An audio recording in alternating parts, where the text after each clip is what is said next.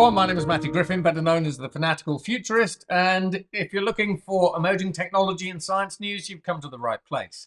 So I track over 600 emerging technologies up to 50 years out. I cover hundreds of mega trends across every single line of business, every sector, societal, technological, environmental, economic, and political trends, which you can actually download basically for free. So these are my codexes. This one is 450 pages long. If you want to understand the latest information and insights basically into the world of trends, then you've got that one. If you want to delve into the latest emerging technologies like metacomputing, like DNA computing, like AI symbiosis, molecular assemblers, and all that kind of stuff, then you can download this emerging technology codex for free. So everything I do, I try to do for free, within the bounds of reality. That's it, because we all have bills to pay. Now, in this particular week's news, some of the things that I've actually seen. So this is the news that you can follow along with. It's on the fanaticalfuturist.com blog. There are 5,000 pieces of news on this blog. If you click into each of these news items, then you've got tags. So all of the news that I sort of write about basically is tagged. You click the particular tag that you're interested in. So for example, artificial intelligence, and that will take you to all of the latest news about that particular thing. So with no further ado, let's get on with this week's news. Now, something that a lot of people were guffawing about basically is Sam Altman has recently petitioned the White House to reclassify copyright law.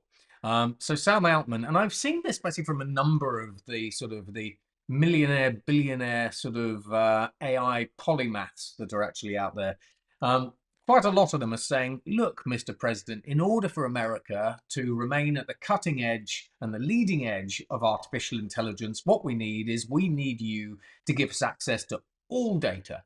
Also, we need access to that data for free. We typically like copyright laws rewritten in our favor, and frankly, screw everybody else. That's it. So I know for a fact, basically, that this website that you're looking at, I'm looking at, this has been scraped to hell.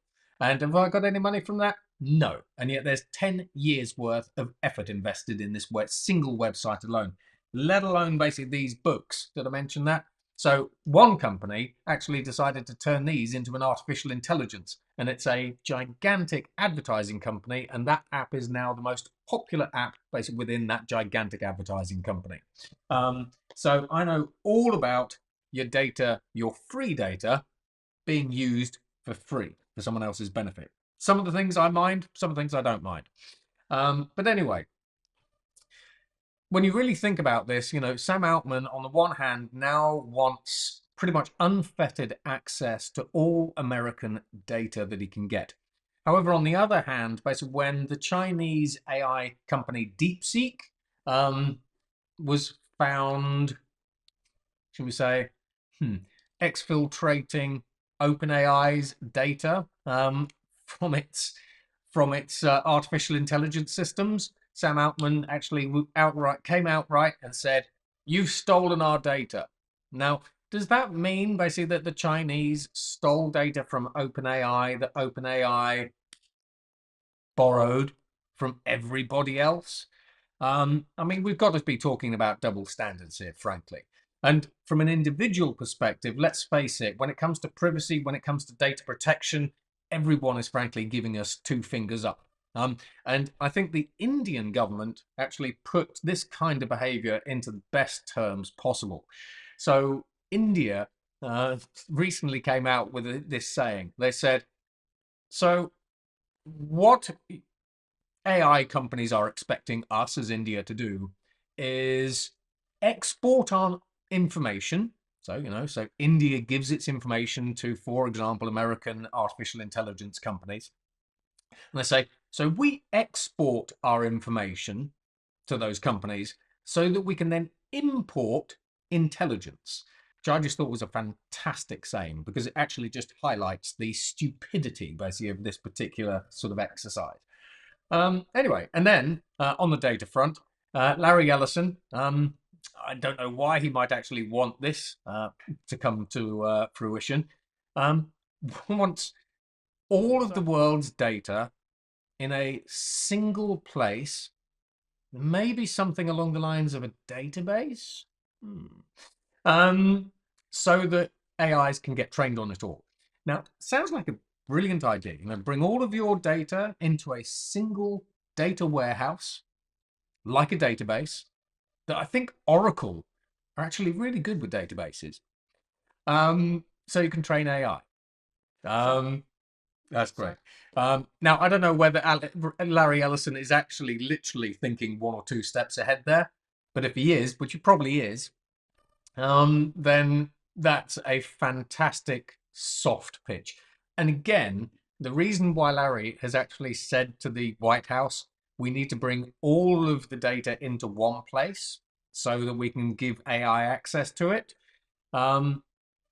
is because it benefits him. So again, just data up for grabs. That's it. And on that point, there are some very easy things that people can do to actually poison these data sets, which I've spoken about in the past. And when we talk about poisoning data sets, we've seen it particularly with artists. So artists were creating art, putting it online, and then their data was being used and consumed by artificial intelligences to train them. However, a little while ago, and again, I kind of talked about this, we saw artists starting to modify their work to put in adversarial attacks so that when the AI art was ingested into AI models, it started corrupting and destroying the behaviors of those AI models. So, I mean, do what you want with that. Now, leaked data. So in this particular example, basically, we've actually seen a number of data sets that DeepSeek's AI are relying on to do Chinese censorship leaked. And what's interesting about this is if you think about how humans identify, should we say, dissent, or activism, basically, within society. We will read a piece of content, and if you read it logically, then you might not necessarily think that the people are sending hidden messages.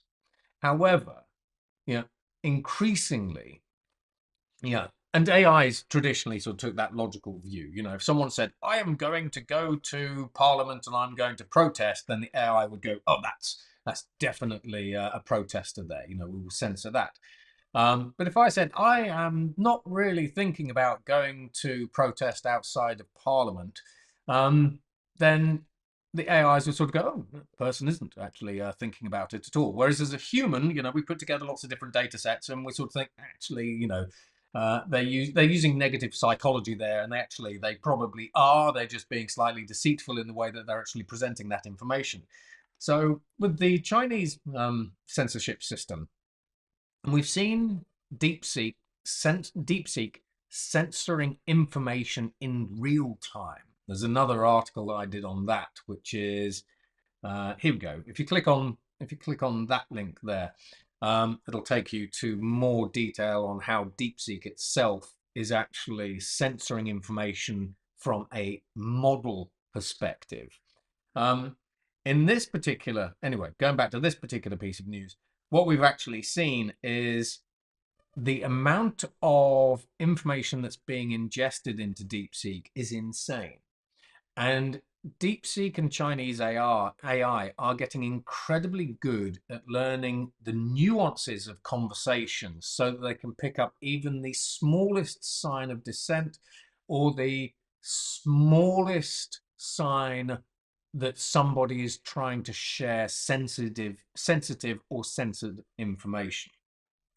So again, it's things like the pollution protests, etc., etc. But it's quite an interesting one, that particular piece of news. So let's go to the next one. Right. So I also write a lot of opinion pieces. So when you sort of go into these, you can click opinion at the top.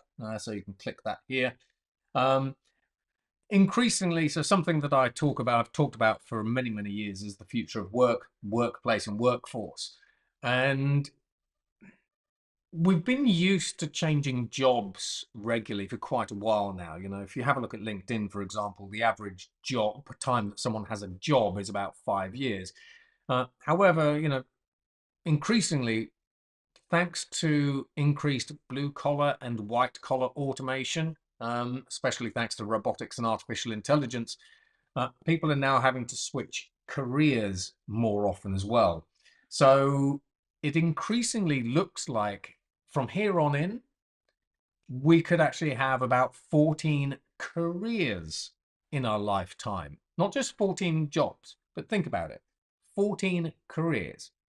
You start as an accountant and then you switch basically to be a data scientist. You then switch to be a synthetic biologist. You then switch to be a quantum programmer. You then switch to be, you know, I don't know, a generative AI lawyer, you know, whatever it happens to be. So this is a big societal shift. And our ability to adapt with the times really comes on our ability to learn new things faster than ever before, which is where in the past I've actually talked about using artificial intelligence to accelerate our rate of learning and our retention by 12-fold. So there's that. Now, this one here, exotic 2D material helps Chinese researchers create a new ultra-fast chip. Now, on the one hand, on the surface of this, it doesn't necessarily seem that interesting. But this particular piece of news goes through to the Chinese culture of switching lanes. So let's dig into it. Now, when we think of traditional computer chips are made out of silicon. We're starting to see Moore's law stutter, as we start going to 3 nanometer chips. Increasingly, you need to develop a $20 to $30 billion fab for that, like TSMC, SMIC, and so on and so forth. Now, in this particular case, these Chinese researchers out of Beijing have managed to create a new 2D material which has created an ultra-fast chip. However, it's a completely new kind of material. So the reason why the Chinese have called this a changing lanes technology is because in the West, we are still trying to develop the best silicon computing chips and GPUs and so on and so forth that we can. China basically are flipping over to a new kind of technology. So we call it breaking the S-curve. And if you read some of my books, so if you actually read the Emerging Technology Codex, if you go and download that one from the 311institute.com website, this talks about jumping S-curves. It's significant because the Chinese, on the one hand, have changed lanes. They found a new way to create fast, ultra-fast semiconductors, but ultimately they're also 1 to 2 generations ahead now of Western labs and semiconductor companies. So tiny, sort of relatively seemingly insignificant piece of news, but massive implications. Now, this next piece of, technology, so this is actually Saab out of Sweden. They've now managed to create, essentially it's like an artificial intelligence module that you can put onto any drone, whether it's a commercial or military drone, and it creates a hive-like, mesh-like network. So now we can actually have one soldier command 100 drones all at once. So when we think about the future of warfare, increasingly it is sort of autonomous. It is drone based, although we still have lots of other platforms basically that are coming through. This particular sort of innovation allows us to ramp up drone warfare significantly with minimal human resource. And we'll end up going to 1,000 drones, and ultimately we'll end up going to 1,000 drones all being able to be brain controlled from a single operator. So next up, we've got the future of banking. So a little while ago, I gave a keynote to Schroders. So Schroders are one of the UK's largest private wealth organisations.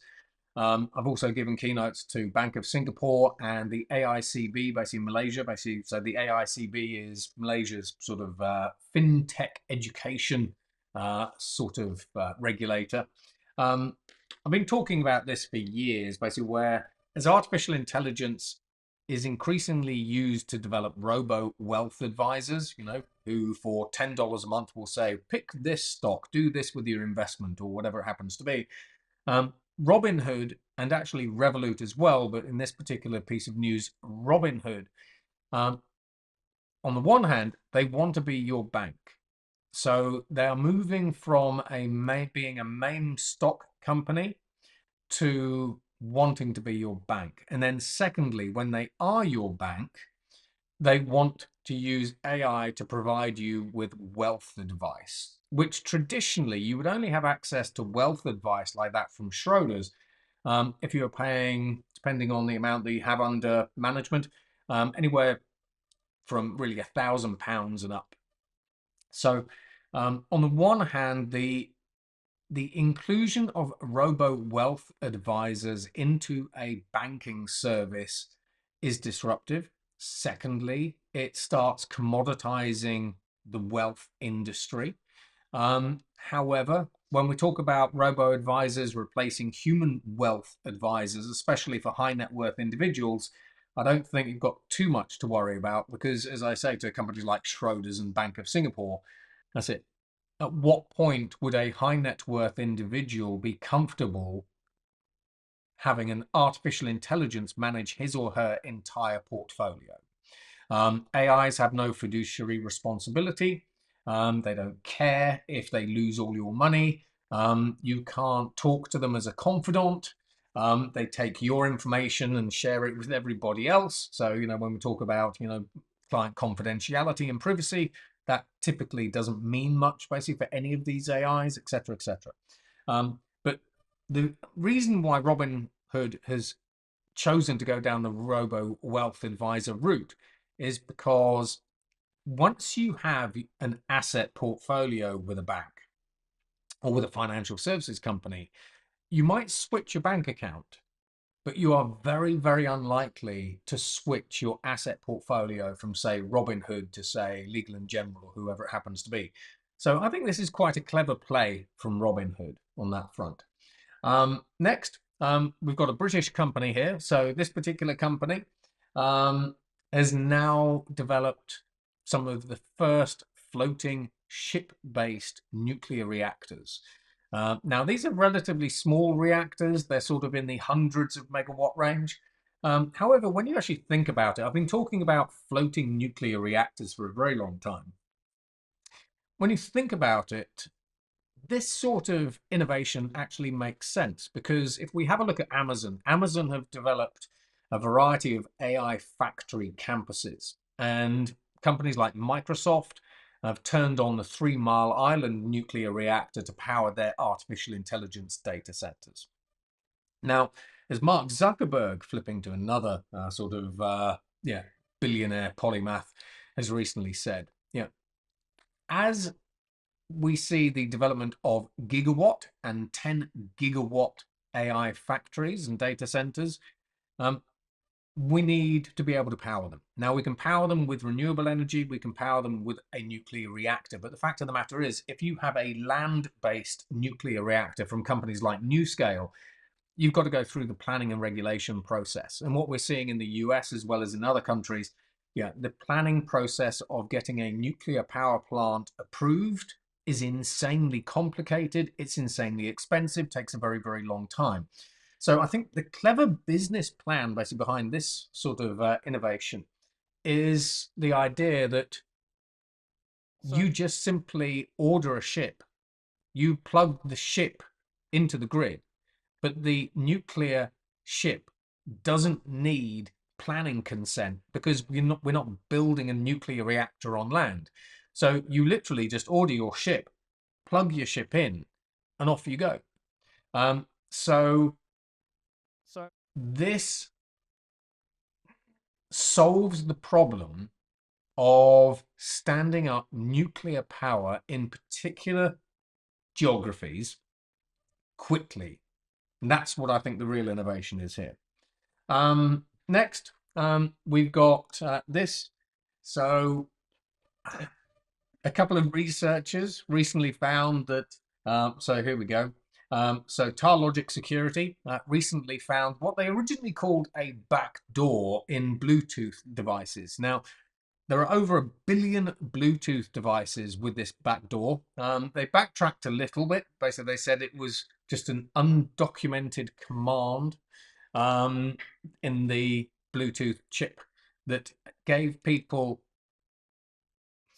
who had access to that undocumented command, not a backdoor, access to everything on people's networks. So when we actually think about this from a cybersecurity perspective, we all rely on Bluetooth in one way or another.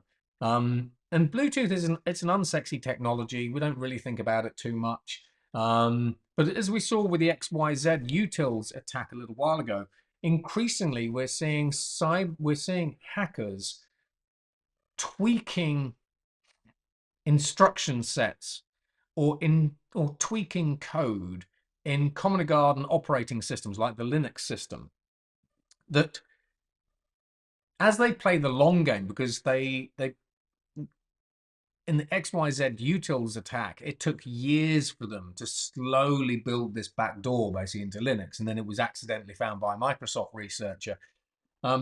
If you think about the importance of security within our digital and AI-driven world, the presence of not a backdoor in anything is potentially catastrophic. So you can read more about this there. So slightly boring. However, I can hack your entire network thanks to a dumb, stupid little Bluetooth device that has not a backdoor in it. So another fun one, a new ACI benchmark for AGI. Now, as you might recall a little while ago, basically there's a particular exam that artificial intelligences can take to determine whether or not they have reached human level intelligence. So this is called the ACI AGI benchmark, and ChatGPT managed to score 86% on the first one. So researchers many years ago all came together and said, how do we know when AGI has arrived? And they created this ACI benchmark test. AI smashed it. And all of a sudden people are like, no, we need a new test. The old test was completely flawed. AI hasn't reached human levels of capability, reasoning, and all this sort of stuff. So what they've done is they've created a completely new AGI benchmark test for AI. And most AIs at the moment, even the best AIs, are actually just getting around 8% on this test.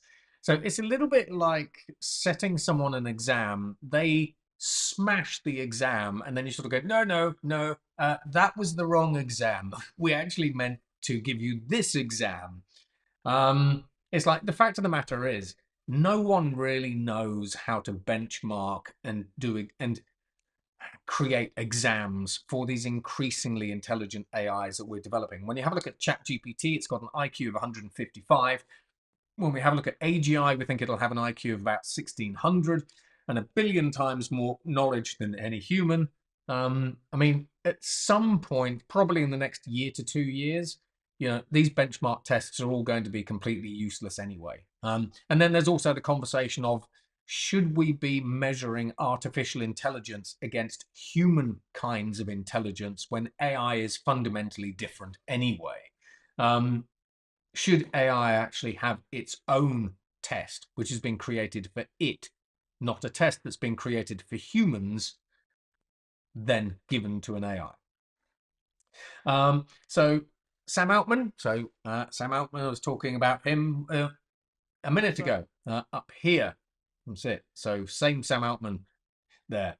Sam Altman has a side project, a side hustle, basically it's called the World Network. A little while ago, Sam created these little orbs, so literally sort of like futuristic footballs.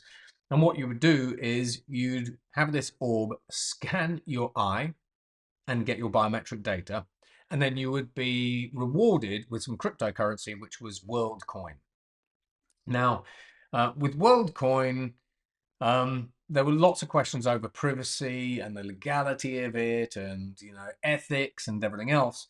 But increasingly, Sam Altman is talking to Visa about WorldCoin and the World Network being your bank.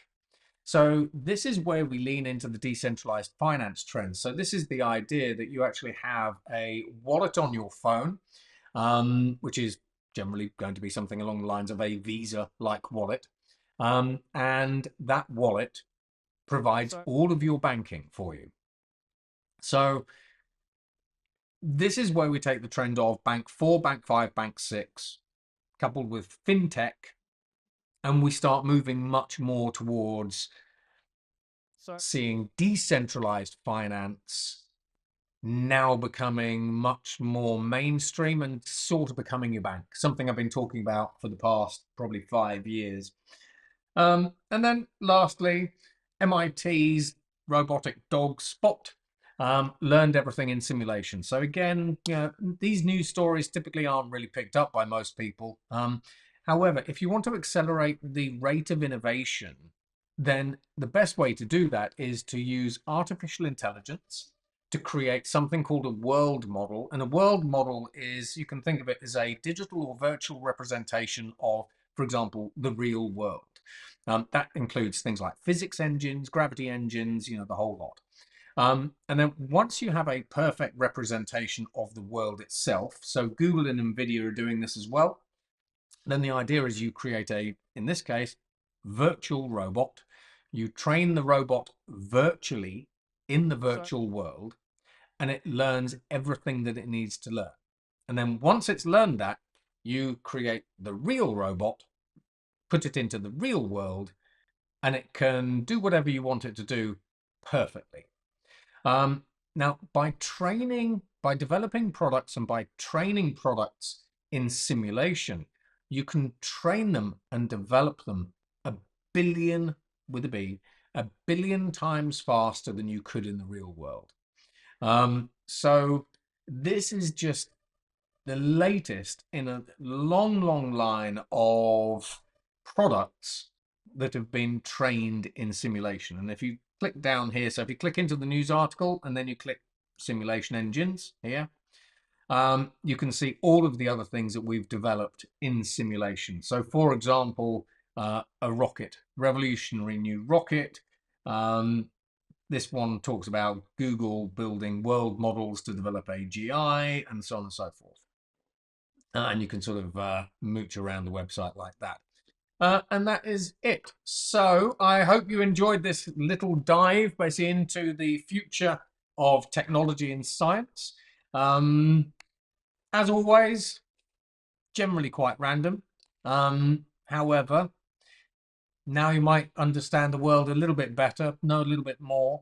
And I'd love to hear your views and thoughts basically on the stuff that I've sort of discussed here. So thank you very much. And if you do want any keynotes, because I do a couple of keynotes, if you want to understand the impact basically of all these different things on your business or your government or country, then give me a holler. And as for the meantime, don't forget to download the books. That's it, including this little monster, I don't know, another 400-page monster on how to build exponential companies. So thank you very much. Goodbye. Speak to you soon. Ta-da. Bye-bye.